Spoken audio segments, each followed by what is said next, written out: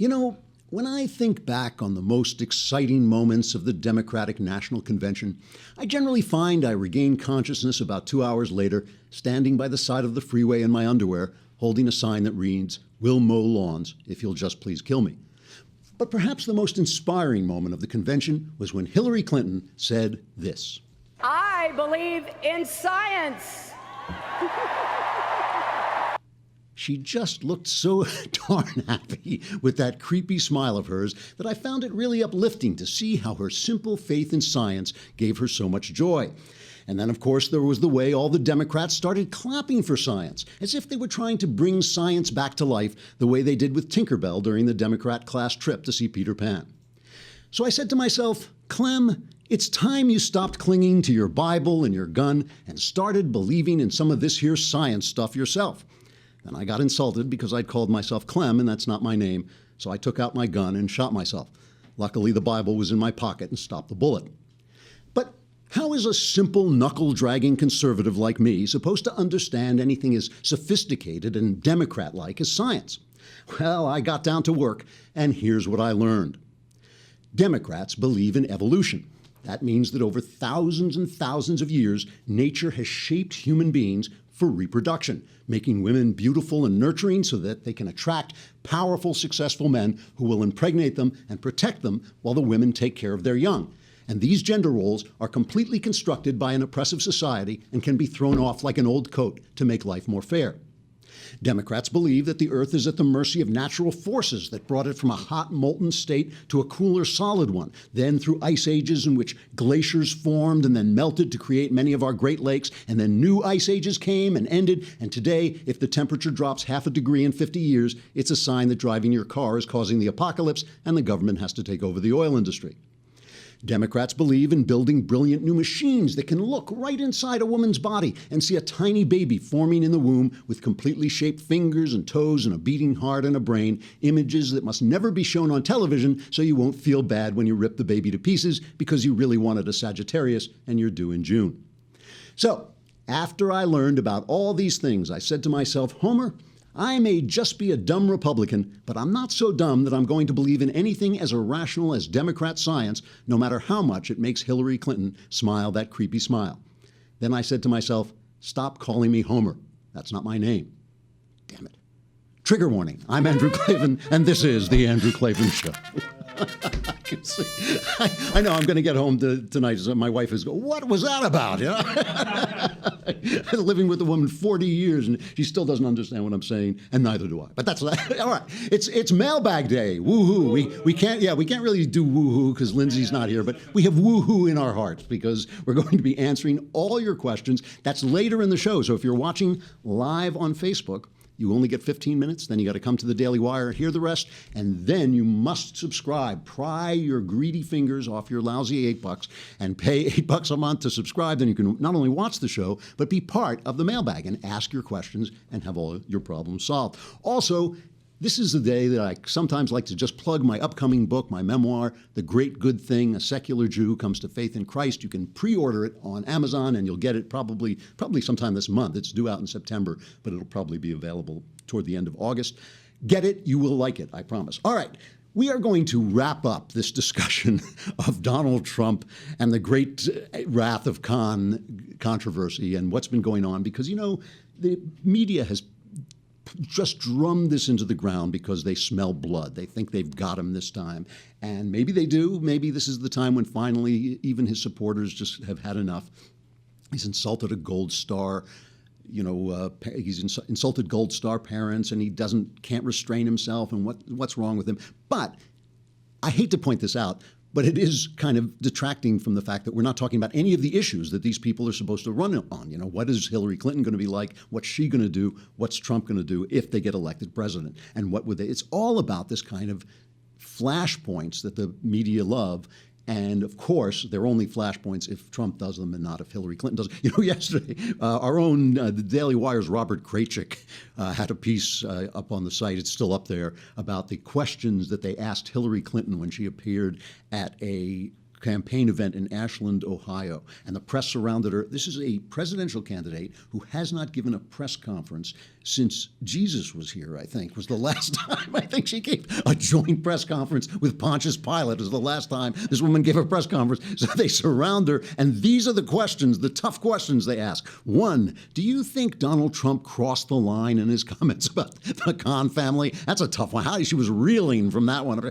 How about two, what do you think it says about Donald Trump's character? Three, do you believe the election? When we look back on it, do you believe what happened with Mr. Khan is potentially a turning point? Well, they were really getting down to it. Hard to know how she handled these things. Have you reached out to Captain Khan's mother? Have you reached out to Mrs. Khan? These are five, the totality of what you said. Why do you think Republicans are continuing to stand by Donald Trump? And six, do you worry that Americans are becoming desensitized to this kind of nasty Trumpian right? I mean, this is like insane. It would really serve them right if people elected Donald Trump just to push him in their face. I mean, I would almost do it just to see them cringe as they do it, because they're so unfair. They're so one-sided. Anyway, this is a victory, of course, for Hillary, because if she can make the election about what a psycho Donald Trump is, and he is a psycho, then she wins. If she makes the election about if the election becomes about Obama's record, her lying, her dishonesty, her corruption, then who knows? Who knows which way it goes? So, but the really interesting thing was Obama smelling blood, because these guys now have got it, they're on it. He made one of his rare political mistakes yesterday. And the thing about Obama, it's not that Obama's a political genius. It's just easy not to make mistakes when the press corps essentially lives in your lower intestine. When Scott Pelley's head is so far up Barack Obama's backside that he can actually see out of his mouth, it's hard to make mistakes. How do you make mistakes when the press is covering up for you, essentially? But yesterday, I felt he made a mistake. He was at a presser with the Prime Minister of Singapore. And a reporter throws him one of these easy questions. Do you think Donald Trump is unfit to be president? And remember, this is a president. He's not running for office again. He's not part of this election. Total classless reply from Obama, but that's not why it was a mistake. Let's listen first to Obama, what Obama said about this. I think the Republican nominee is unfit to serve as president. I said so last week, and he keeps on proving it. The notion that he would attack a Gold Star family that had made such extraordinary sacrifices on behalf of our country, the fact that he doesn't appear to have basic knowledge around critical issues in Europe, in the Middle East, in Asia, means that he's woefully unprepared to do this job. Now, this is very uncommon for a president who is not running for re-election to really mix it up in politics. I mean, it's one thing for him to say, I support our candidate and all this stuff, but to really go after this guy like this. So Obama really smells blood. He really thinks he's got this guy, and it's like he's really going after him. And he goes after the party as well. Play the second cut. This is not just my opinion. I think what's been interesting is the repeated denunciations of his statements by leading Republicans, including the Speaker of the House and the Senate Majority Leader and prominent Republicans like John McCain. And the question I think that they have to ask themselves is, if you are repeatedly having to say in very strong terms that what he has said is unacceptable, why are you still endorsing him? What does this say about your party that this is your standard bearer? See, now, just to remind you, this is the president who he personally did this, used the Internal Revenue Service in a scandal that would be far worse than Richard Nixon if anybody covered it. You should read the Intimidation Game by Kim Strassel of the Wall Street Journal. She lays it out how Obama and Lois Lerner and the IRS and the Justice Department politicized our core our core law enforcement agency and our core tax collection agency, which is obviously the most powerful agency in the country, to intimidate the Tea Party and shut up, silence the Democrats, to silence them. And he did it knowingly, and then he lied about it, and he said there was not a smidgen of corruption, and everybody gave him a pass on that.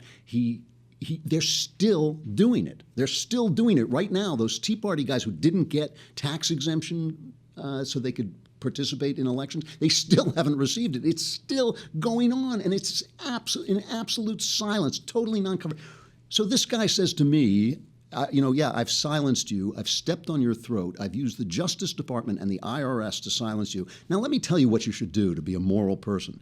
What's the response to that? I can't say it because this is a family show. I can't say what the only response to that is. But it's quick. It's brief. And, I think everybody, and this also was a party, by the way, where John McCain and Paul Ryan, they've said that, Trump said the wrong thing. This is a party where there are principled people trying to find their way with this wild man as their candidate, whereas the Democrats, there's no division there. There's nobody who's saying, I don't think Hillary Clinton should lie all the time. I don't think she should, sell our resources to Russia. I don't think she should sell the government to government services for cash. Maybe she shouldn't do that. There's no Democrat saying that. There's nobody saying it. It's all about Trump and he's got a big mouth and all this stuff. The reason this is a mistake, though, it's not just a mistake for that. The reason it's a mistake is because it draws the attention back to Obama. And he's a failure. Everything he's done has failed. And, he's only walking on water because the press is bee stung, is snake bit by the color of his skin. He's the first black president, so he's got to be a genius. He's got to be the savior. And, of course, they agree with his basic socialism and his basic socialistic policy, so they're protecting him. But this gives Trump a chance to actually do what Trump should be doing, is to respond. He was on the O'Reilly show, and this is his response. I think he's the worst president maybe in the history of our country. I think he's been a disaster. He's been weak. He's been ineffective. You look at this so-called recovery, it's setting record lows. It's, I guess, not since 1949 has there been anything like it. You look at home ownership. Look at what happened as an example. He talks about Ukraine. I believe I know far more about foreign policy than he knows. Look at Ukraine. He talks about Ukraine. Well, how tough he is, right? How tough he is with Russia. In the meantime, they took over Crimea. And I understood that. And most papers covered what I said accurately. Some didn't because the press is so dishonest. But Crimea, I mean, the Russians took it over under Obama's very powerful leadership. And, he talks about me with Russia. Wouldn't it be a wonderful thing, frankly, if we actually got along with Russia and worked out some kind of a deal where we go in and knock the hell out of ISIS along with NATO and along with countries that are in the area? Wouldn't that be wonderful as opposed to fighting? But Crimea was taken over, and you know this better than anybody because you were covering it a couple of years ago. It was taken over during Obama's regime, big, tough president. This is the kind of thing that Obama never hears, and he needs to, Trump issued a statement that was great. Here's what it said.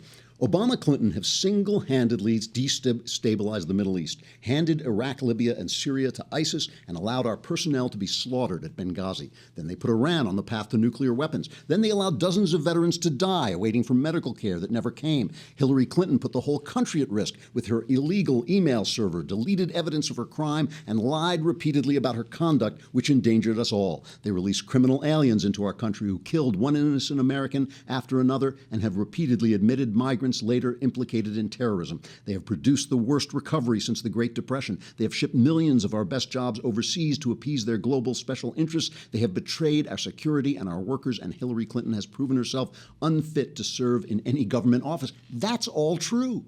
What is he talking about for? You know what else he was talking about yesterday? He told the Wall Street Journal reporter he's not going to endorse Paul Ryan and John McCain because John McCain and Paul Ryan have criticized him. So he threw Paul Ryan's words back at him. I'm not quite there yet. Whatever Ryan said, he said it back to him. This is what he does. He had this. Any Republican probably had this if he would say what he just said in that statement. Obama made the mistake of allowing him to do that, but of course, Trump has no capability to stick to the program and do what he has to do. I have to say goodbye to Facebook. Come on over to the Daily Wire and hear the mailbag.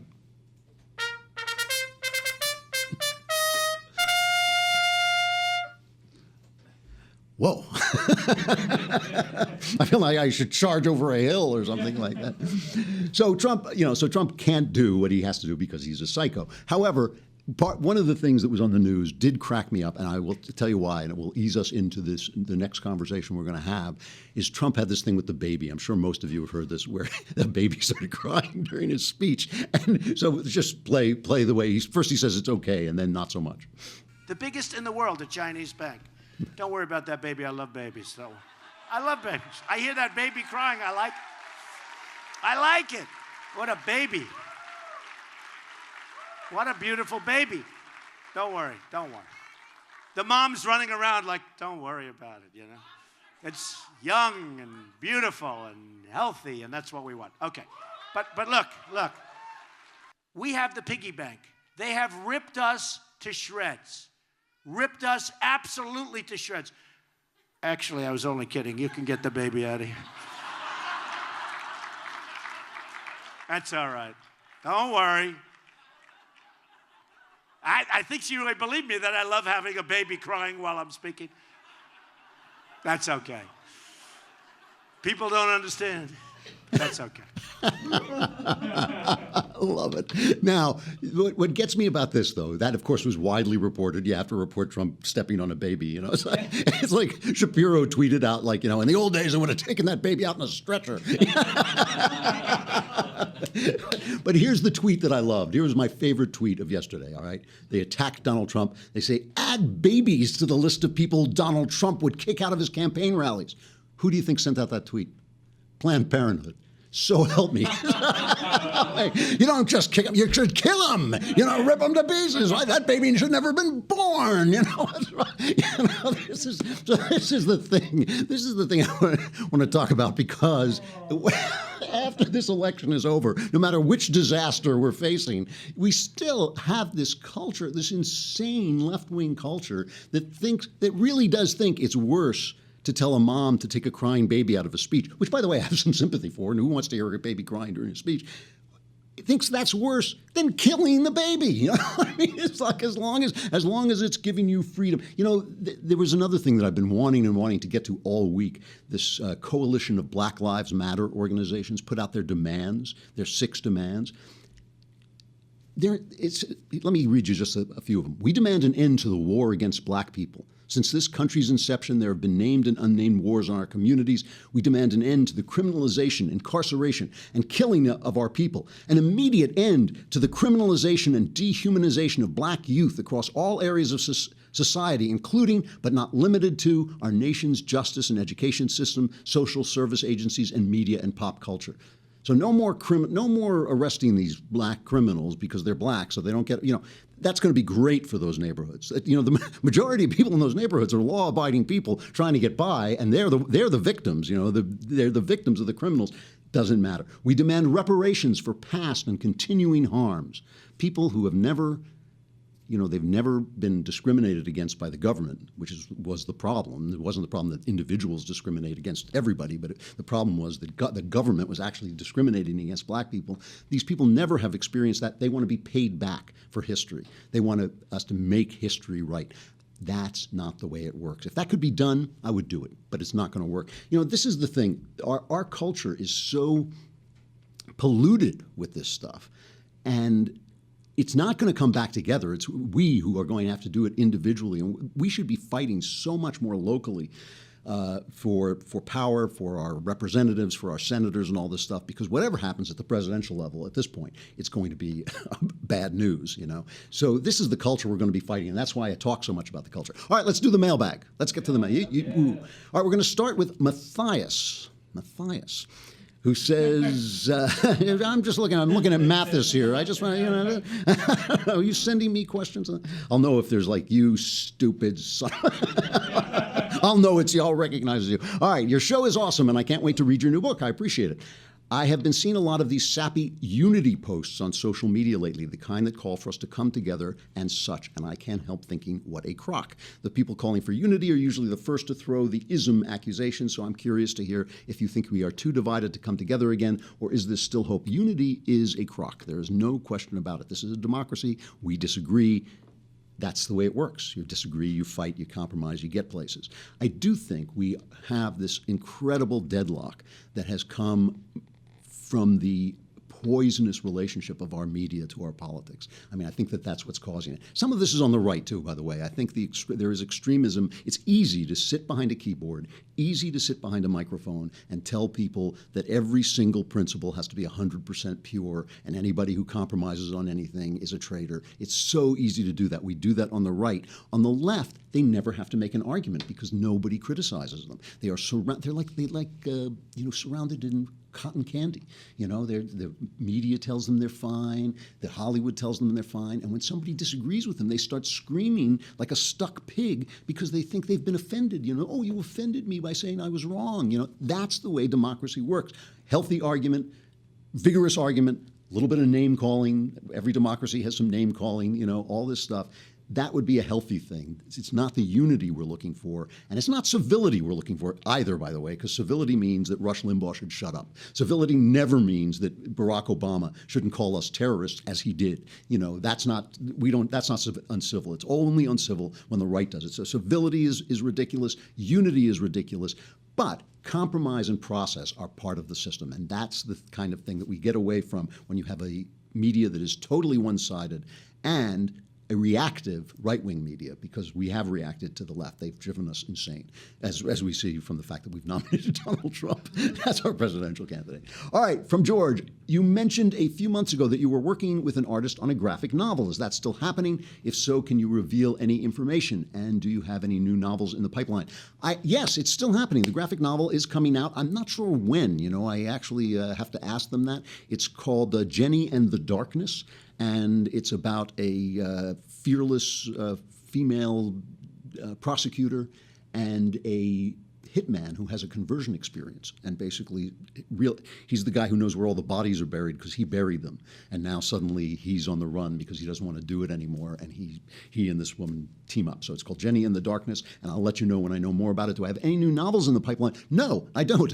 Really, for the first time. I took some time off from writing novels. I have just really last week, started to prepare a new novel. So hopefully I'll have it done, by the end, but sometime next year, and then it'll come out. All right, from Frank. Given your interest in philosophy and art, have you encountered the works of Francis Schaeffer? And if so, what are your views on his work? I would also like to thank you for your work. As a black conservative, there are really no media outlets that are tolerable for me. I don't blame you.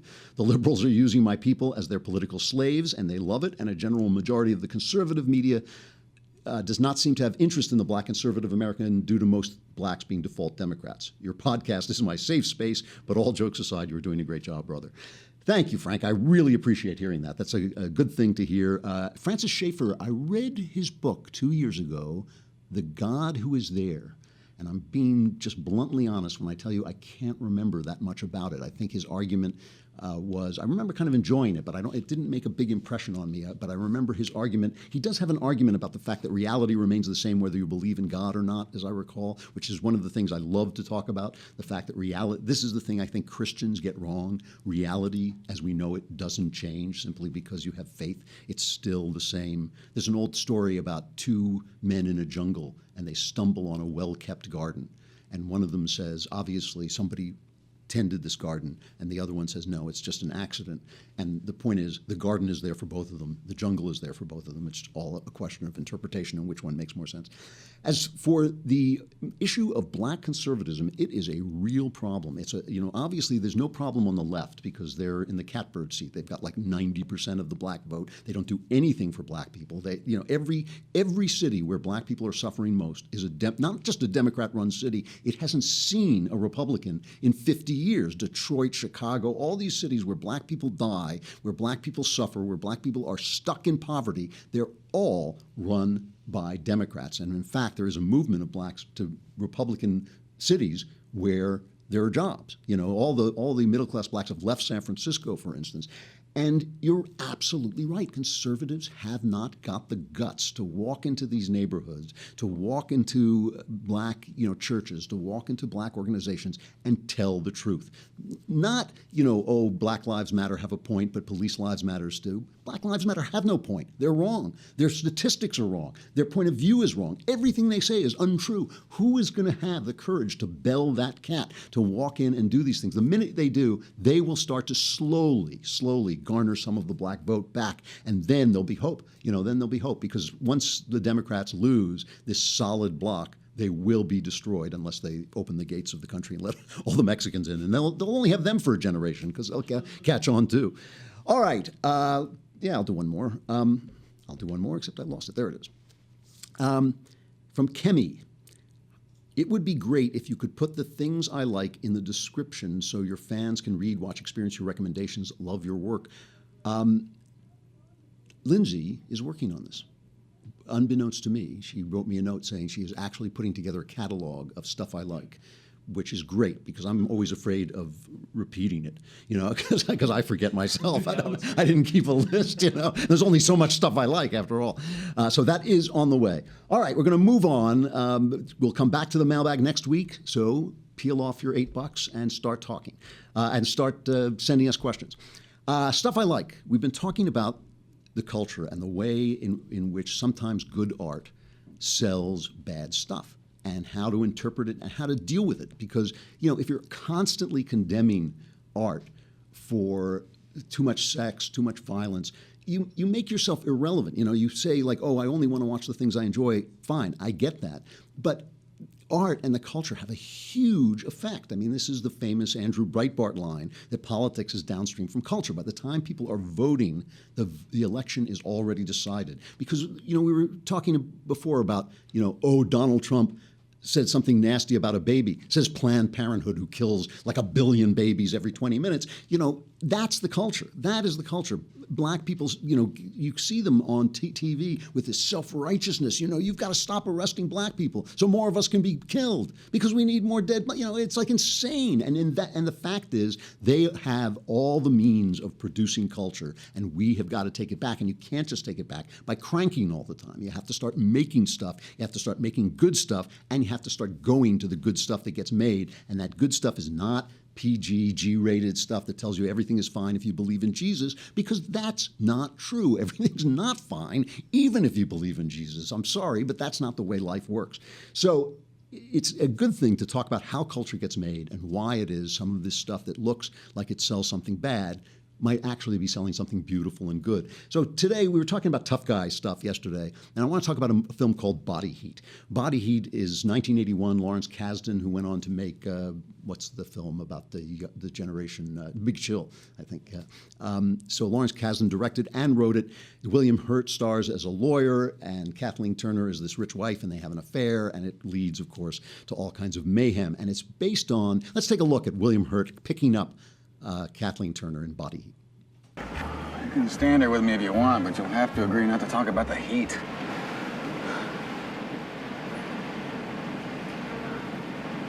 I'm a married woman. Meaning what? Meaning I'm not looking for company. You should have said I'm a happily married woman. That's my business. What? How happy I am. And how happy is that? You're not too smart, are you? I like that in a man. What else do you like? Lazy, ugly, horny? I got them all. You don't look lazy. Tell me, does chat like this work with most women? Some, if they haven't been around much. I wondered. Thought maybe I was out of touch. I might buy you a drink. I told you, I've got a husband. I'll buy him one, too. He's out of town. My favorite kind. We'll drink to him. Only comes up on weekends. I'm liking him better all the time. It's good stuff, good dialogue, very sexy. A lot of big sex scenes that made a big splash in 1981 when it came out. It's from a strain. We were talking about the invention of the tough guy American fiction, which was like jazz, one of the great American art forms, and how it was an attempt to deal with the fact that the social structure of the West had collapsed during World War I, that World War I had basically put the West in disrepute. And so you had Dashiell Hammett trying to create an existential detective who did the right things for existential reasons. You had Raymond Chandler trying to recreate the chivalrous detective who did the right thing because he held the ideal of chivalry inside him. But the third strain of this was James M. Cain, who basically was a nihilist. He basically said people have the hots for each other, then they kill each other, then they become afraid of each other, and the fear turns love to hate. That was a great line. One drop of fear turns love to hate. And I've before, in Stuff I Like, had talked about one of the great American novels by James M. Cain, which is The Postman Always Rings Twice. Got to read it. It's just a terrific novel. It takes about 20 minutes to read. Body Heat is simply really a remake almost of that. It's just a redoing of it. It's in that genre of The Postman Always Rings Twice. The movie's not bad either. The original movie, not the Jack Nicholson one, the old one with Garfield in it. It was a description of a world in which all the standards had collapsed and there was nothing left but desire and greed. Nothing left but desire and greed. And it was essentially telling you that this was all there is now because Christ is gone, the West is gone, the standards are gone, there is nothing left but desire and greed. And it was a beautiful description in a way. And yes, is it titillating? You bet it is. Is it exciting? Yes. The murder scene in The Postman Always Rings Twice is one of the hottest scenes ever written. It is a scene that when I was a little kid, I think I went through puberty simply by reading that scene. I think I started reading it before I was in puberty. When I finished reading that scene, I had actually gone through puberty just from that scene. It's a spectacular, spectacular thing because sex becomes, again, a metaphor for passion, a metaphor for love sometimes. You know, Alfred Hitchcock said there are two things you should never show in a movie. You should never show people praying and you should never show them having sex. And the reason is when you show those things, they become empty because they're completely internal experiences. The experience of sex is not, an external experience. I mean, I always used to tell this story, an absolutely true story. When I lived in New York, I lived on a narrow street. I could see through the window across the street, and this young couple moved in and started having sex in front of the open window across the street. It was like riveting. I mean, first of all, they were absolutely gorgeous. And I would sit there and I said to my wife, look at what these people are doing. It's obscene. And my wife said, we do all those things. And I thought, oh, yeah.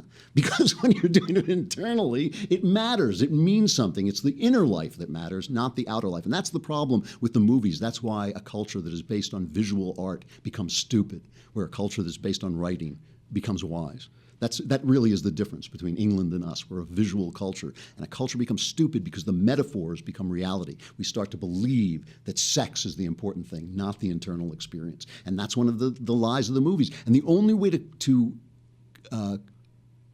counteract that is to criticize it, to speak about it, not to attack it, not to say, take that sex scene out, but to simply explain it, that it's a metaphor. It's something, they're telling you something. It's what the movie is about, not what you're seeing necessarily directly on screen. All right, we'll talk more about this. Oh, I have some good news about the Klavanless weekend coming up. Remind me. I will tell you tomorrow. Be here.